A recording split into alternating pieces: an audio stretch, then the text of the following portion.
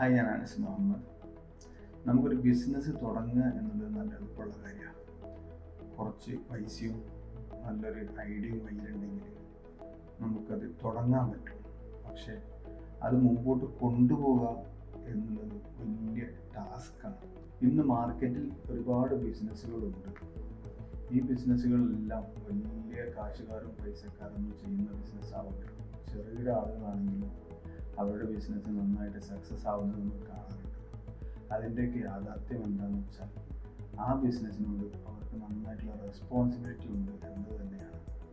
ഏത് കസ്റ്റമർ ആണെങ്കിലും കസ്റ്റമർ നന്നായിട്ട് പരിഗണിക്കുക, അവനവൻ്റെ ടീമിനെ നന്നായിട്ട് ട്രസ്റ്റ് ചെയ്യുക, ചെയ്യുന്ന സർവീസ് ഏതാണെങ്കിലും ചെറിയതാണെങ്കിൽ പോലും അതിൻ്റെ ക്വാളിറ്റി നന്നായി ശ്രദ്ധിക്കുക.